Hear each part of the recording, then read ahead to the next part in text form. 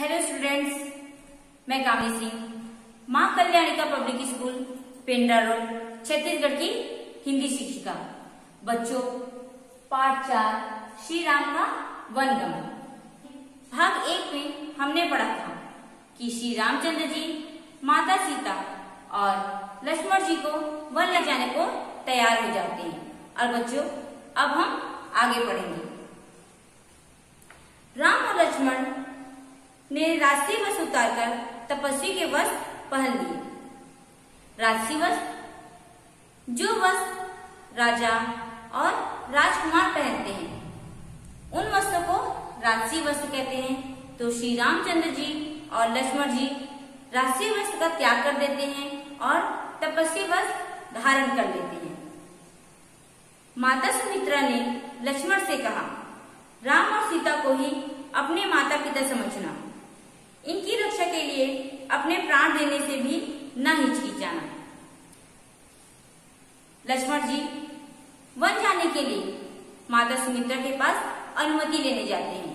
तब माता सुमित्रा कहती है कि आज से श्री रामचंद्र जी और सीता माता को ही अपने माता पिता समझना और उनकी रक्षा के लिए कहीं तुम्हें अपने प्राण भी त्यागने पड़े तो कभी भी हिचकिचाना हो। राम, सीता और लक्ष्मण को साथ लेकर वन के लिए निकट पड़े। अंतःपुर की स्त्रियां रोती बिलखती उनके पीछे पीछे चलने लगी। बच्चों, यहाँ पर एक शब्द आया है अंतःपुर। अंतःपुर और अंतःपुर का अर्थ होता है रानियों का निवास।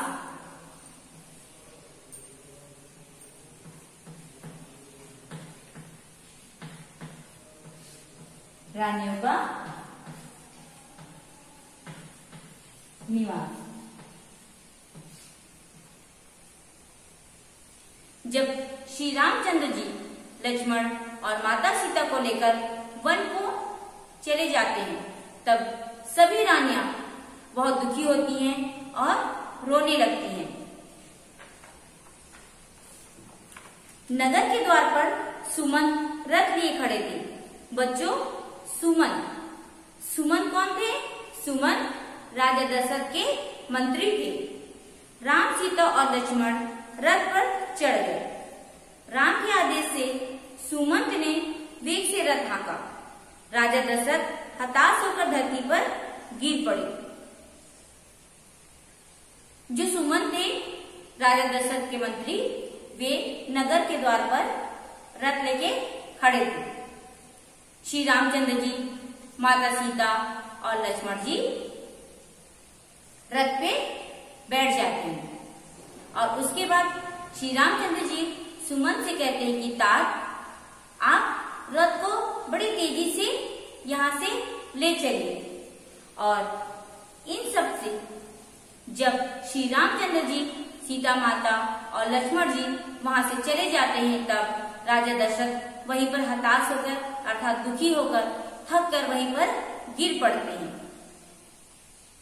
संध्या होते होते वे तीनों तमसा नदी के किनारे पहुंच गए।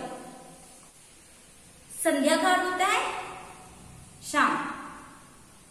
संध्या के समय श्री रामचंद्र जी तमसा नदी के किनारे पहुंच जाते हैं और वे सोचते हैं कि हम आज यहीं पर विश्राम करते हैं और कल प्रातः होते ही हम यहाँ से निकल पड़ेंगे।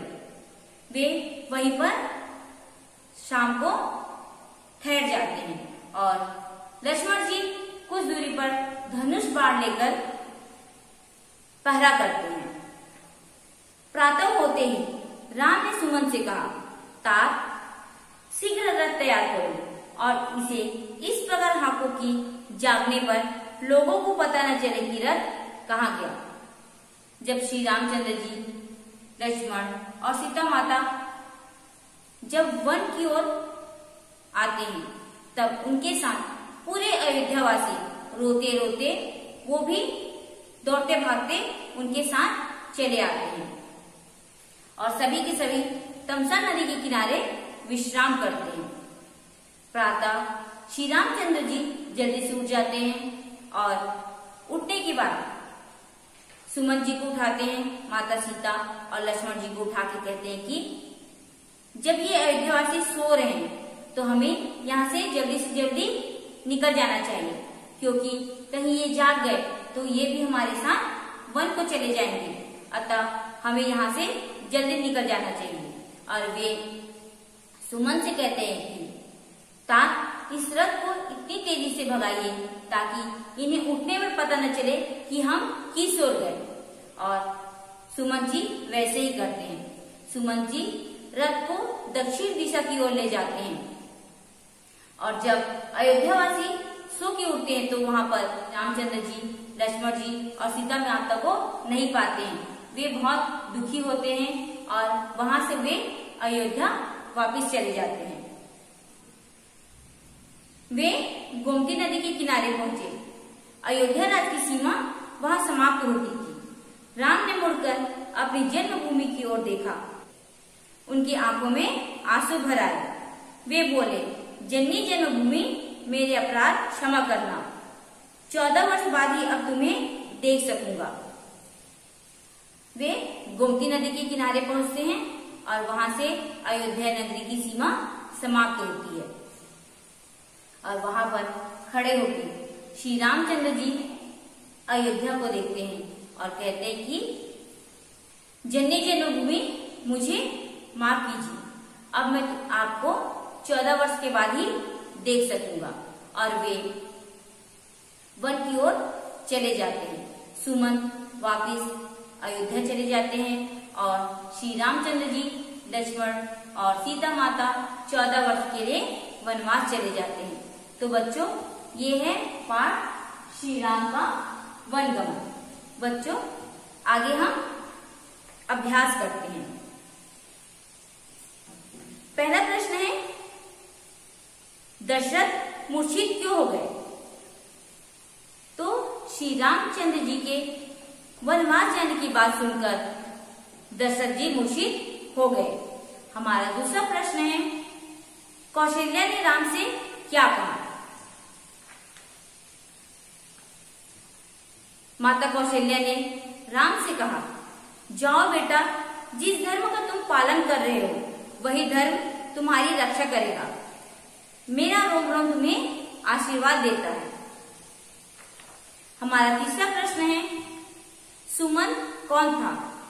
उत्तर है, सुमन राजा दशरथ के मंत्री थे। आगे हम दीर्घोत्तरी प्रश्न देखते हैं। पिता की स्थिति देकर राम ने क्या निर्णय लिया?